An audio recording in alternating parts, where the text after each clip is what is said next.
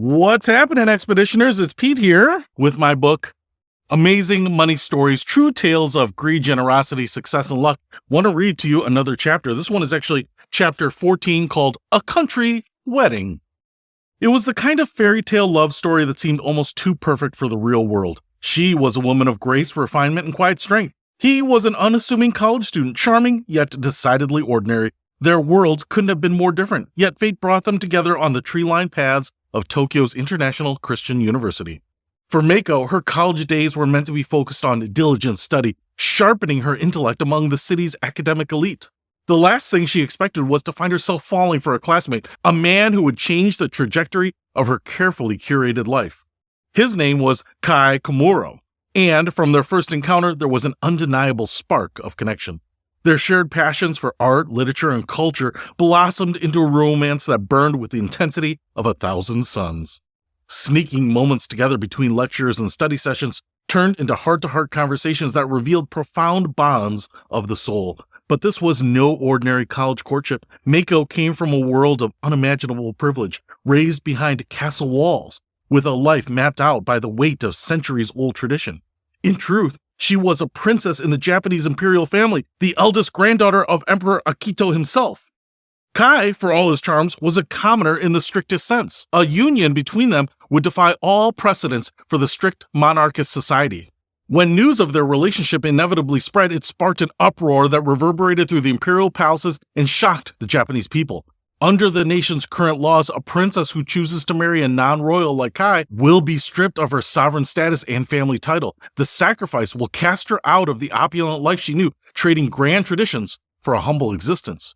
For years, Meiko and Kai weathered the intense scrutiny and initial resistance from the imperial family. However, their love proved unshakable despite the immense pressure. In 2021, they announced their decision. Meiko would become a commoner to comply with the imperial household law and wed her college sweetheart. In that fateful moment, Meiko turned her back on the world of lavish royal palaces, priceless heirlooms, and a lifestyle providing her every indulgence by an attentive team of palace staffers. The spotlight of being a working royal, appearing in elegant kimonos at ceremonial events, would give way to a path of her own choosing with Kai. It was a controversial, highly personal resolution that both elevated and shattered traditions. For Meiko, the greatest riches were found not in sovereign status, but in the simplicity of choosing one's own partner. Their modern-day fairy tale proved that even for a real princess, the greatest happiness can come from the most humble love story.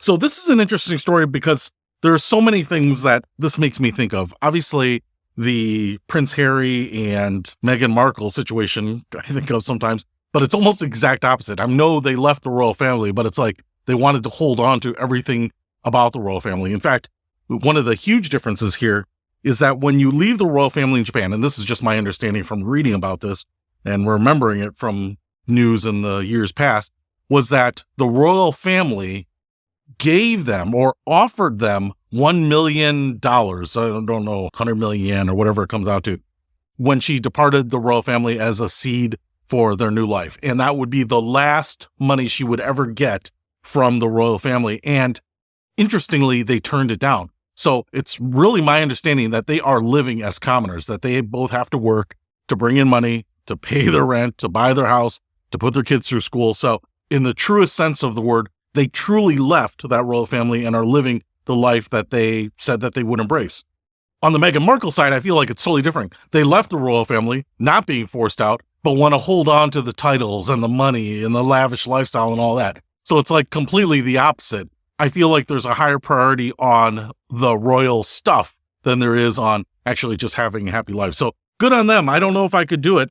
I mean, I think I could do it if I were coming from a rich family and going to a poor family, because maybe you're thinking in the back of your mind, oh man, my family's rich. If something were ever to happen, I couldn't afford a surgery, or, I got into some trouble, someone would come help me out because of the love there. But I can tell you, as someone who's worked hard and had nothing and been broke and clawed my way out of it, I probably would have taken that $1 million when I separated too. So it's good on someone who's had a taste of that life and decided, hey, I want to live my fullest life. I want to have what I want to have.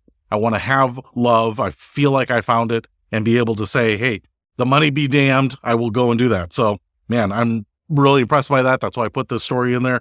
But you got to wonder too, Kai or K, I don't know if I'm pronouncing that correctly, but man, if you had someone that's giving up all that, I don't know. I mean, you love them, but isn't there some part of you that also says, dude, you're entitled to some of that?